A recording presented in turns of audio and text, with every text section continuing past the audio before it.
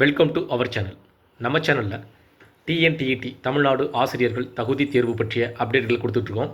2025ஆம் ஆண்டு ஆசிரியர்கள் தகுதி தேர்வு நடைபெற்றது. அந்த தகுதி தேர்வு வெற்றி பெற்றவர்களுக்கு குவாலிஃபைடு, வெற்றி பெறாதவர்களுக்கு நான் குவாலிஃபைடு அப்படின்ற அறிவிக்கப்பட்டு அதற்கான சர்டிஃபிகேட்டுகளும் இணையதளத்தின் மூலமாக சர்டிஃபிகேட்டாக கொடுக்கப்பட்டது.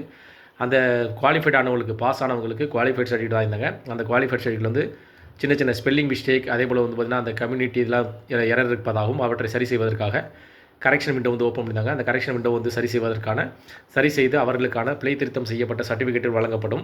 அதேபோல் பார்த்திங்கன்னா தற்போது, அதாவது இன்றைய தினம் பார்த்திங்கன்னா டிஎன்டிடி 18/2/2026 முதல் முக்கிய அறிவிப்பு ஒன்று வெளியிட்டிருக்காங்க. இந்த டிஆர்பி பார்த்திங்கன்னா முக்கிய அறிவிப்பு ஒன்று வெளியிட்டிருக்காங்க. அந்த டிஆர்பியோட வெப்சைட்டில் போய் நீங்கள் பார்த்தீங்க அப்படின்னா அதிகாரப்பூர்வமான தகவலை, அதற்கான ஃபுல் அட்டவணையும் நீங்கள் தெரிஞ்சுக்கொள்ளலாம்.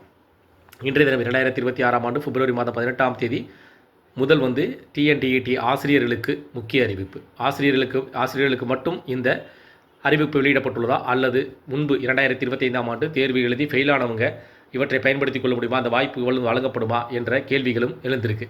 இதில் பார்த்திங்கன்னா டிஎன்டிஇடி ஆசிரியர்கள் பார்த்திங்கன்னா இந்த தமிழ்நாடு ஆசிரியர்கள் தகுதி தேர்வுக்காக ஆசிரியர்கள் பார்த்திங்கன்னா கட்டாயம் தேர்ச்சி பெற்றிருக்க வேண்டும் அப்படின்னு சொல்லி ஒரு அரசு தரப்பில் உத்தரவு பிறப்பித்திருந்தது. அதன் பின்னர் பார்த்திங்கன்னா ஆசிரியர்கள் தேர்வு எழுந்தாங்க. 2025ஆம் ஆண்டு தேர்ச்சி பெற்றவர்களுக்கு அதனுடைய மதிப்பெண்கள் குறைக்கப்பட்டது. அதிக தேர்ச்சி வீதம் இருக்கும் என்று அறிவிக்கப்பட்ட நிலையில் தேர்ச்சி வீதத்தில் அதேபோல் தற்போது ஆசிரியர்களுக்கான ஸ்பெஷல் எக்ஸாமாக இது கண்டக்ட் பண்ணுறாங்க. இது ஸ்பெஷல் டீச்சர்ஸ் மட்டும் அப்படின்ற மாதிரி சொல்லியிருக்காங்க.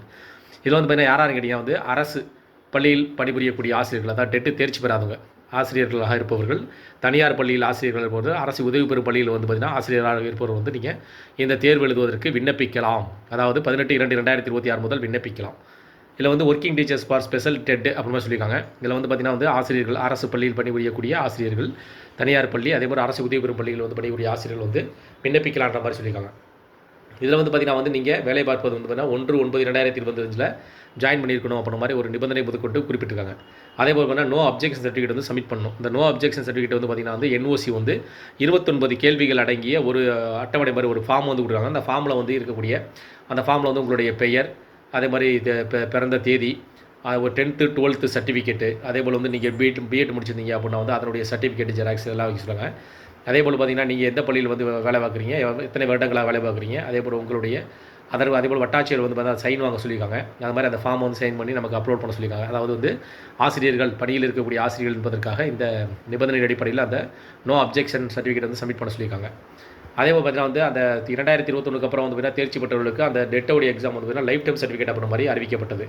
அதனால் பார்த்தீங்கன்னா தேர்ச்சி பெற்றவர்கள் இந்த தேர்வு எழுத வேண்டுமா அப்படின்றதால, ஃபெயிலானவர்களுக்கு இந்த தேர்வு வழங்கப்படுமா அப்படின்ற கேள்விகளும் சந்தேகங்களும் நிறையா இருந்திருக்கு. ஆனால் இந்த எக்ஸாம் பார்த்திங்கன்னா ஒர்க்கிங் டீச்சர்ஸ்னு சொல்லியிருக்காங்க. அதனால் அந்த கவர்மெண்ட் ஸ்கூலு, ப்ரைவேட் ஸ்கூலு, அதேபோல் அந்த அரசு உதவி பெறும் பள்ளியில் பணிபுரியக்கூடிய ஆசிரியர்களுக்கு இந்த தேர்வு எழுதுவதற்கு வாய்ப்புகள் வழங்கப்படுவதாக கூறப்படுகிறது.